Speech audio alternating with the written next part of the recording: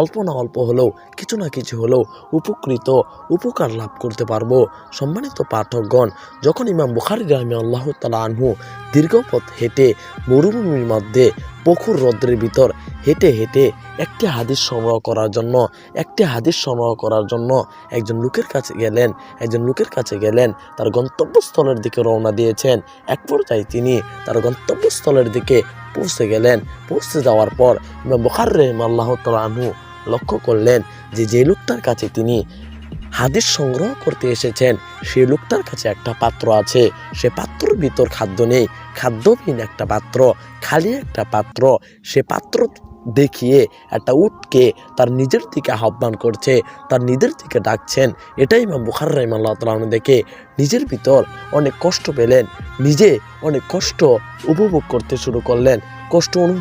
শুরু করলেন। ইমাম বুখারী রাহিমাহুল্লাহু তাআলা ভাবছেন, একজন মানুষ যদি একটা পশুর সাথে প্রতারণা করতে পারে, একজন মানুষ যদি একটা পশুর সাথে গাদ্দারি করতে পারে, একটা মানুষ যদি একটা পশুর সাথে মিথ্যা আচরণ করতে পারে, তাহলে আমি বুখারী আমার সাথে কেন এই প্রতারণা করতে পারবে না? আমার সাথে কেন হাদিস নিয়ে গাদ্দারি করতে পারবে না? আমার সাথে কেন হাদিস নিয়ে মিথ্যে কথা বলতে পারবে না? তখন ইমাম বুখারী রাহিমাহুল্লাহু তাআলা আনহু তার থেকে হাদিস সংগ্রহ করলেন না। হাদিস সংগ্রহ করা বিহীন অবস্থায় তিনি সেখান থেকে চলে আসলেন। তিনি ভুলে গেলেন তার এই এক মাসের যাত্রার কথা, তিনি ভুলে গেলেন তার 1 মাসের সফরের কথা। তিনি তার ক্লেশকে ভুলে তিনি রওনা দিতে শুরু করলেন আর বলতে শুরু করলেন, একটা মানুষ যদি এভাবে একটা পশুর সাথে গাদ্দারি করতে পারে, তো বুখারী আমার সাথে কেন গাদ্দারি করতে পারবে না? কেননা আল্লাহ রাসূল সাল্লাল্লাহু আলাইহি ওয়াসাল্লাম বলছেন, যদি কোনো মানুষ মজাক করে হলেও মিথ্যে কথা না বলে, যদি কোনো মানুষ মজাক চলে হলেও কোনো মিথ্যা কথা না বলে বন্ধু বান্ধবের সাথে আমি মুহাম্মদ সাল্লাল্লাহু আলাইহি ওয়াসাল্লাম তাকে একটি জান্নাতে ঘর নিয়ে দিব।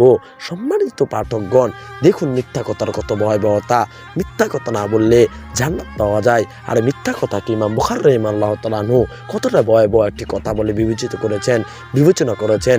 শুধু তিনি ইমাম বুখারী রাহিমাহুল্লাহু তাআলা হয়ে যাননি, তিনি ইমাম বুখারী রাহিমাহুল্লাহু তাআলা হয়ে যাননি। এজন্য তো বড় বড় বিদ্বানগণ বলেন, ইমাম বুখারী রাহিমাহুল্লাহু তাআলা গ্রন্থ এতটা মজবুত গ্রন্থ, যার গ্রন্থের ভিতর যে হাদিস এসেছে, হাদিসটা বলার সাথে সাথে হাদিসকে সহি বলে বিবেচিত করা যায়। ইনি হচ্ছেন ইমাম বুখারী রাহিমাহুল্লাহু তাআলা আনহু, যার নিষ্ঠা, ন্যায় পরায়ণতার সাথে, সত্যবাদিতার সাথে তিনি হাদিস সংগ্রহ করেছেন, আমাদেরকে একটি কিতাব উপহার দিয়েছেন, যে কিতাব থেকে আমরা অনেকভাবে অনেক হাদিস পাঠ করে থাকি।